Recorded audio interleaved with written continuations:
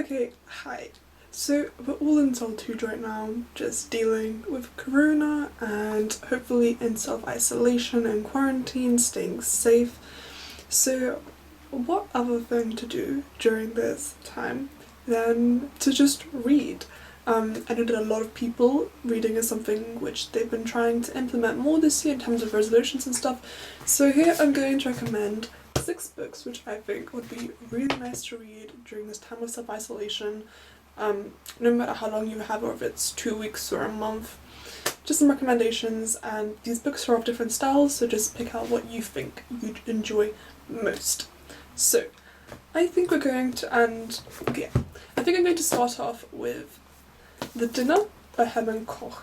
This book is really great because unlike us right now, the protagonists here are able to go out for dinner into a restaurant, and what's really fascinating is that this entire book is centered around essentially one evening dinner in which these 2 separate families of affluence discuss a recent murder case that has taken part and discuss their involvement in it and how they're going to go about that.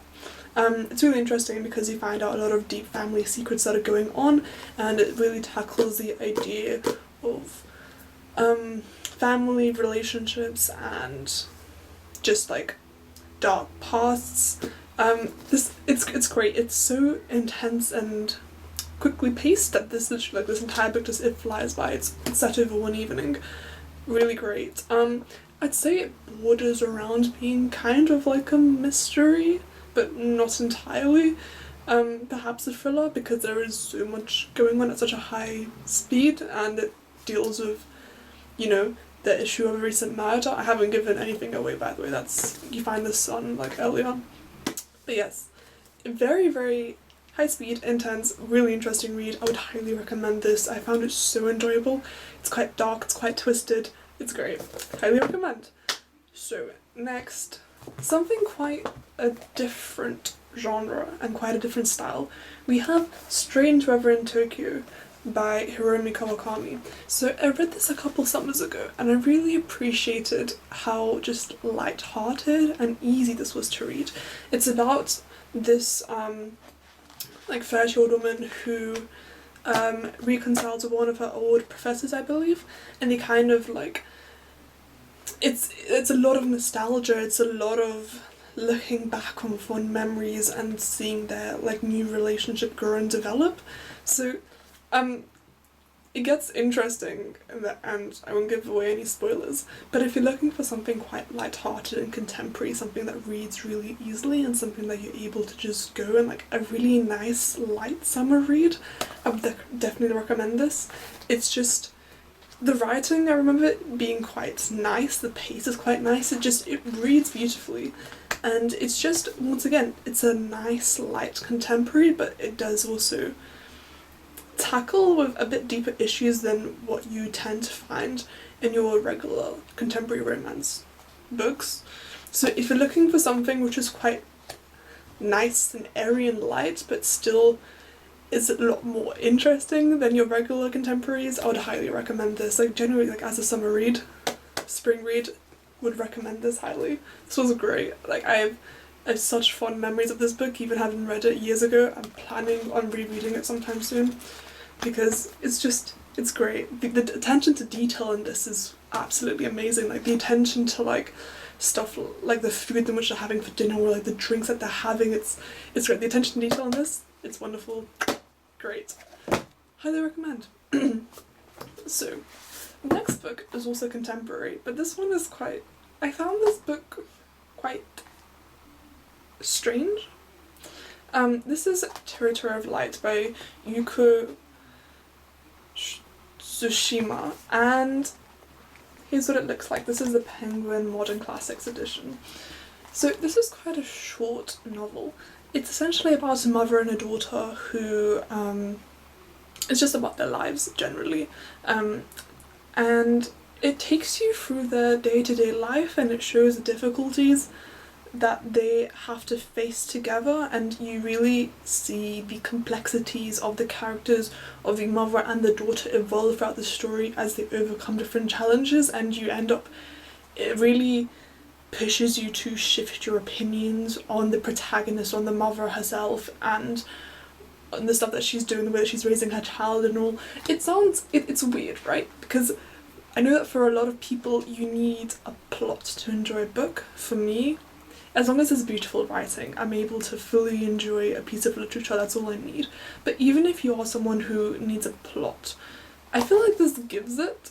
This is the perfect balance between having a plot happen, like there's stuff happening in this, but it's also just really nicely written, and it makes you think a lot. It makes you contemplate stuff like, oh, what makes a good parent, what makes a good mother, like what's happening, like how, like, do you agree, do you disagree, and then you start to, like, the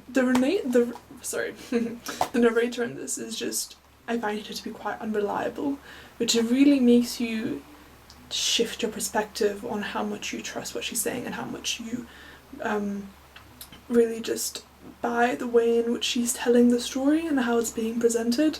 You change your opinions on her so many times throughout this incredibly short novella, which is why I think it's great. That's what makes it great, the ability for it to spark so much thought in such a short amount of pages. It's only 116 pages. Highly recommend this. It's great. Lovely. Next, okay, so if during this quarantine time you have decided that you want to embark on something new which you might have not done before, i.e. philosophy, I'm not sure if I would necessarily recommend this as a starting point.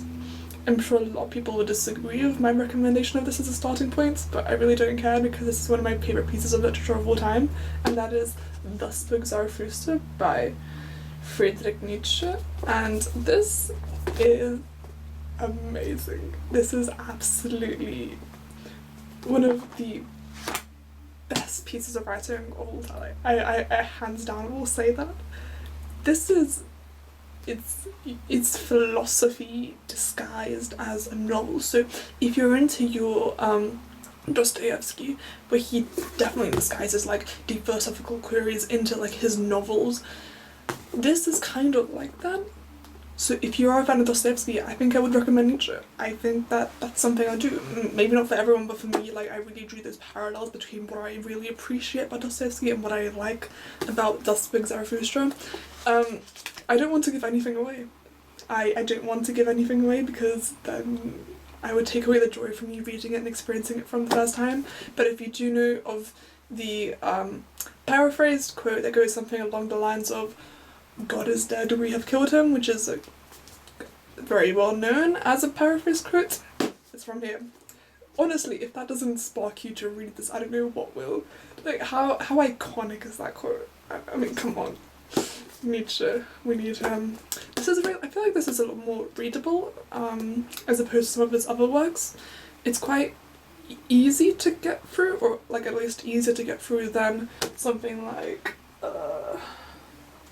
where's my other Nietzsche? So for example, if we have Beyond Good and Evil, I would say this is a lot harder to get through than something like this, or even I don't know where I'd place his other work, but yeah, I feel like this is quite readable. This, because it's meant to be readable. It's meant to be.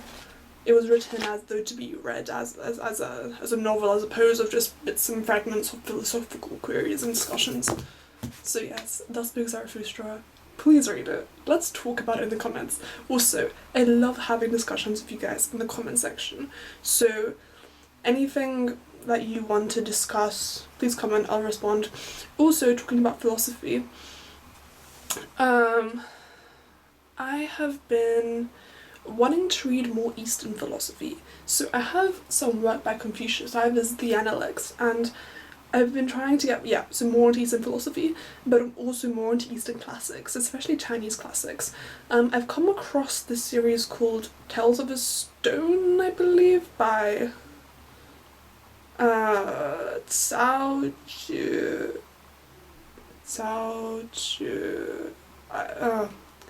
I can't remember his surname on Sate here.